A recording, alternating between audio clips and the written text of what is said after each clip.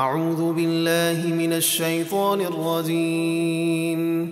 اللہ کی پناہ مانگتا ہوں شیطان مردود سے۔ بسم اللہ الرحمن الرحیم۔ اللہ کے نام سے شروع جو نہایت مہربان رحم والا۔ سبحان الذي أسرى بعبده ليلا من المسجد الحرام إلى المسجد الأقصى الذي باركنا حوله لنريه من آياتنا إنه هو السميع البصير۔ پاک ہے وہ ذات جو رات کے مختصر حصے میں اپنے خاص بندے یعنی محمد صلی اللہ علیہ وآلہ وسلم کو مسجد حرام سے مسجد اقصیٰ تک لے گیا، جس کے ارد گرد ہم نے دینی اور دنیاوی برکتیں رکھی ہیں، جیسے انبیاء کرام کی آرام گاہ اور پھلوں سے لگے باغات وغیرہ، تاکہ ہم اسے اپنی عظیم نشانیاں دکھائیں۔ بے شک وہی سننے والا دیکھنے والا ہے۔ اس آیت میں محبوب علیہ الصلاۃ والسلام کی جسمانی معراج کا ذکر ہے، جو نبوت کے 12ویں سال 27 رجب المرجب کو بیداری کی حالت میں ہوئی۔ مکۃ المکرمہ سے بیت المقدس تک رات کے تھوڑے سے حصے میں تشریف لے جانا قرآن کی اس آیت سے ثابت ہے، اور جو قرآن کا انکار کرے وہ مسلمان نہیں ہے۔ حضور علیہ الصلاۃ والسلام کا معراج کی خبر دینا اور کافروں کا انکار کرنا اس بات کی دلیل ہے کہ حضور صلی اللہ علیہ وسلم کو یہ معراج حالت بیداری میں جسم اور روح دونوں کے ساتھ ہوئی۔ اگر صرف خواب کی بات ہوتی تو کافروں کا کوئی اعتراض نہ ہوتا۔ وآتينا موسى الكتاب وجعلناه هدى لبني إسرائيل ألا تتخذوا من دوني وكيلا۔ اور ہم نے موسیٰ کو کتاب یعنی توریت عطا فرمائی اور اسے بنی اسرائیل کے لیے ہدایت بنایا، اور انہیں حکم دیا کہ میرے سوا کسی کو کارساز یعنی معبود نہ بناؤ۔ ذریۃ من حملنا مع نوح انہ کان عبدا شکورا۔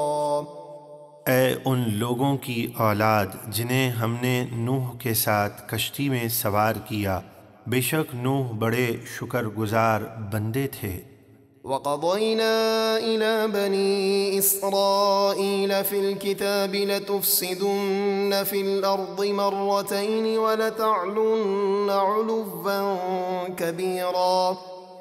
اور ہم نے بنی اسرائیل کو کتاب یعنی توریت میں وحی بھیجی کہ ضرور تم زمین میں 2 بار فساد کرو گے، اور ضرور تم بڑی سرکشی کرو گے۔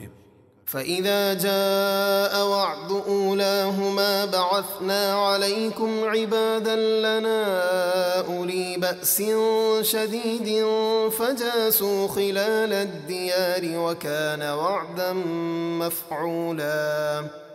پھر جب ان 2 فسادوں میں سے پہلی بار فساد کیا کہ توریت کی مخالفت اور حضرت شعیاء علیہ السلام کو شہید کر دیا، تو اس کی سزا کا وعدہ آ گیا، تو ہم نے تم پر اپنے سخت لڑائی والے بندے مسلط کر دیے، تو وہ تمہاری تلاش میں شہروں کے اندر پھیل گئے تاکہ تمہیں قید اور قتل کریں، اور یہ سزا کا ایک وعدہ تھا جسے پورا ہونا تھا۔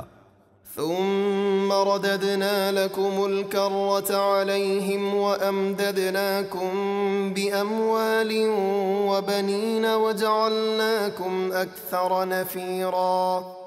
پھر جب تم نے توبہ کی تو ہم نے تمہیں ان پر پلٹ کر غلبہ عطا کر دیا، اور مال اور بیٹوں کے ساتھ تمہاری مدد فرمائی اور تمہاری تعداد بڑھا دی۔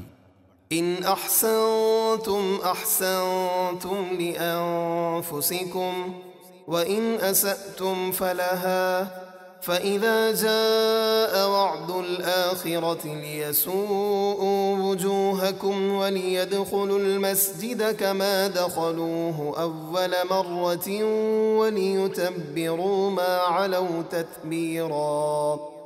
اگر تم بھلائی کرو گے تو اپنا ہی بھلا کرو گے، اور اگر برائی کرو گے تو اپنا ہی برا کرو گے۔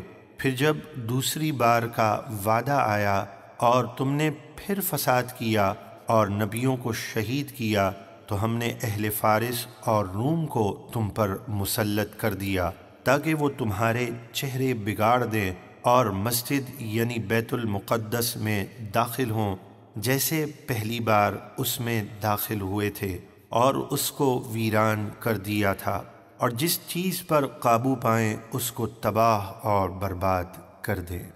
عسى ربكم أن يرحمكم وإن عدتم عدنا وجعلنا جهنم للكافرين حصيرا۔